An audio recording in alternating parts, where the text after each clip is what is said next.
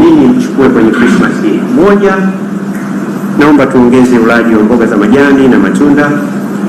Naomba sana tufanye mazoezi, kutembea, kunyanyua weights, kwa sababu watu wazima miaka 70, 80 wanashindwa kutembea, sio kwa sababu ni watu wazima. Hili ni kosa kubwa sana tunalifikiria.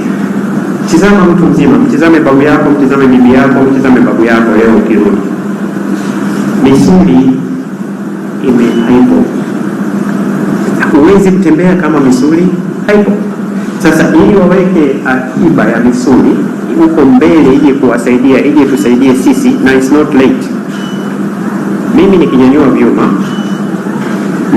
vyuma na mguu, najenga hii misuli, mtanisaidia huko mbele ya safari kuja kutembea sawa sawa. Sintotembea nini ninachomwomba Mungu siku zote, nikija kufika miaka 80 niweze kuwa nafanya kazi kama mtu mwenye miaka 60. Sisemi kwamba nikifika miaka 80 niweze kuwa kama mtu wa miaka 18 hata kidogo.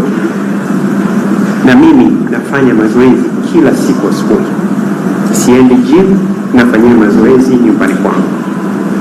Natembea na nyanyua, sio ile ya six pack ya mabodyguard wa nani Harmonize, hapana. Mimi naongelea ili ya kujenga afya.